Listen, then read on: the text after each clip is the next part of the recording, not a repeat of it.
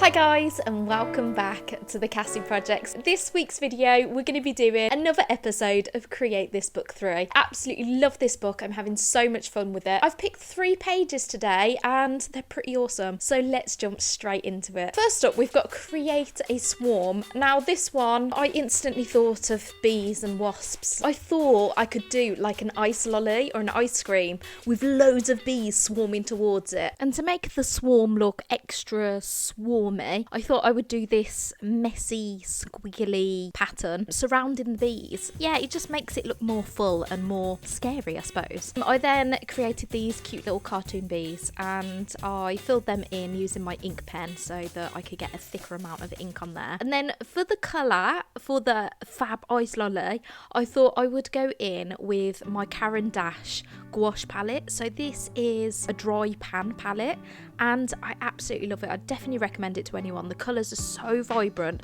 and you use the tiniest amount of gouache. Like, I swear this palette will last forever. And I had to turn this ice lolly into a sticker because it's adorable, so you can actually get that on my website, thecassieprojects.co.uk, and I'm so excited. Back to the video. You can see quite clearly how well that gouache goes over the black. It's amazing. That was really fun. Let's move on to the next page. Create darkness. This is my favourite idea I think I've ever had for one of these prompt books. I don't know if you've seen these pop up in your shorts, but I've seen this little torch thing, this little kids torch craft that you can do. Instead of doing the underwater scene, we could do the Among Us map, because on the game they use like a torchlight and you can only see where you're going on the map, and I just thought that would be perfect. No, in fact, scrap that.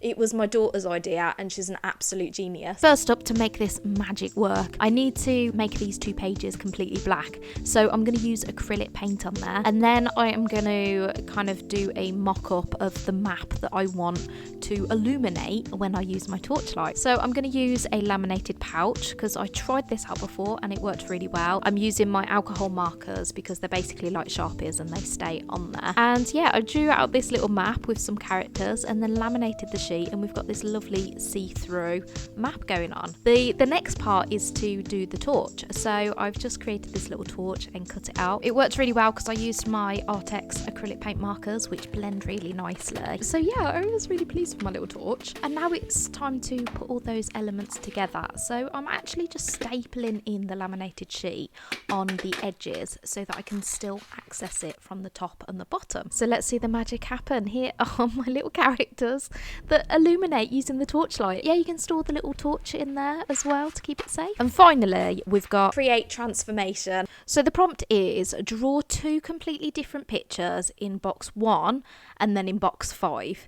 And then basically you've got to draw the stages of the transformation on 2, 3 and 4. I decided to go quite simple, but I'm quite pleased with how it turned out. I went for a flower for my first drawing and I gave it this very abstract, very brush-strokey background, and I figured that I'd need to do a similar sort of background for number 5 as well. But I decided that instead I would do a butterfly because I thought maybe I could turn that flower into a butterfly, which would be quite cool.